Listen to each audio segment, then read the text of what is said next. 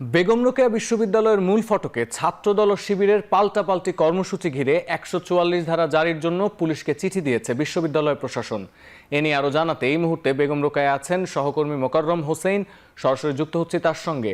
মোকাররম, বিশ্ববিদ্যালয়ের পরিস্থিতি এখন কি, কেমন দেখছেন, আর ১৪৪ ধারা কি জারি হয়েছে কিনা জানাবেন।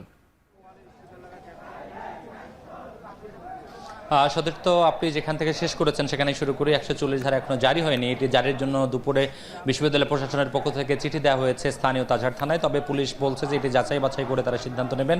আর বিশ্ববিদ্যালয়ের পরিস্থিতি সারাদিন স্বাভাবিক থাকলেও এখন খানিকটা উত্তপ্ত। ছাত্রদল গতকালকের যে ঘটনার জের, সেই জেরে বিক্ষোভ মিছিল নিয়ে বিশ্ববিদ্যালয়ের মূল ফটকে এসে অবস্থান নিয়েছে বিশ্ববিদ্যালয়ের শাখা ছাত্র দল। তারা খানিকক্ষণ আগে বিশ্ববিদ্যালয়ের যে সড়কগুলো আছে সেখানে তারা বিক্ষোভ প্রদর্শন করেছে এবং মহানগর ছাত্র দলের একটি মিছিল এসে বিশ্ববিদ্যালয়ের মূল ফটক অবস্থান নিয়েছে। এখান থেকে ঠিক ৩ থেকে ৩৫০ মিটার দূরে লালবাগ, সেই লালবাগে আসলে ছাত্র শিবিরের মিছিল শুরু হওয়ার কথা। সেখান থেকে ছাত্র শিবিরের পূর্ব নির্ধারিত যে কর্মসূচি আছে সেই কর্মসূচিতে তারা জানিয়েছে যে তারা সেই মিছিলটি নিয়ে আবু সাইদ চত্বর আসবেন, যেটি আসলে বিশ্ববিদ্যালয়ের মূল ফটকের সামনে।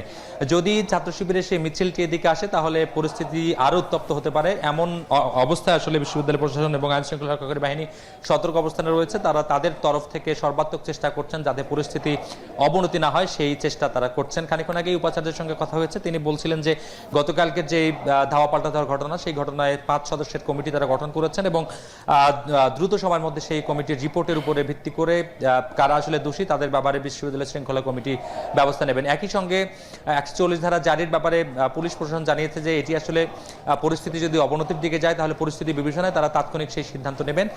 বিশ্ববিদ্যালয়ে ছাত্র শিবির এবং ছাত্র দলের যে সংঘাত, সেই সংঘাত কিন্তু বিশ্ববিদ্যালয় ক্যাম্পাস থেকে এখন শহর পর্যায়ে পর্যন্ত যাবার উপক্রম হয়েছে। কারণ ছাত্রদল এবং ছাত্র শিবির যে পাল্টাপাল্টি কর্মসূচি দিয়েছে, দুই সংগঠন আসলে মহানগর পর্যায়ে কর্মসূচি দিয়েছে। এখন ছাত্রদল যদি এই মিছিল নিয়ে এখানে অবস্থান করে, ছাত্র শিবির যদি আসে তাহলে হয়তো বা পারস্পরিক যে গতকালকের যে ধাওয়া পাল্টা ধাওয়ার রেস, সেটি আজকেও উত্তপ্ত হতে পারে।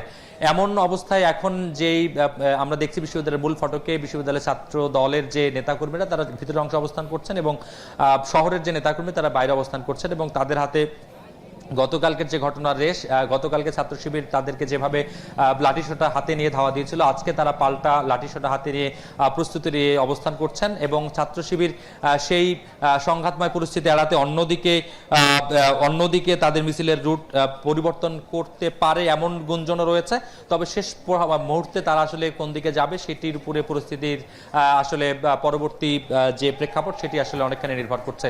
ছাত্রদল আজকে মিছিল নিয়ে এসে দফায় দফায় যে তাদের যে বিক্ষোভ তারা প্রদর্শন করেছেন, তারা স্লোগান দিচ্ছেন এবং গতকালকের যে পরিস্থিতি সেই পরিস্থিতি স্মরণ করিয়ে দিয়ে আজকে তারা ঘোষণা দিয়েছেন যে যদি এরপরে ছাত্র শিবির কোনো উত্তপ্ত পরিস্থিতি সৃষ্টি করতে চায় তাহলে তারা দাঁত ভাঙ্গা জবাব দেবেন। এবং ছাত্র শিবিরের তরফ থেকে বলা হচ্ছে যদি ছাত্রদল তাদেরকে আঘাত করে তাহলে তারাও পাল্টা প্রতিরোধ গড়ে তুলবেন। এমন আসলে ধাওয়া পাল্টা ধাওয়া এবং কথার বাক্য বিনিময়ের মধ্য দিয়ে আসলে আজকের যে প্রেক্ষাপট সেটি আসলে এখন অতিবাহিত হচ্ছে।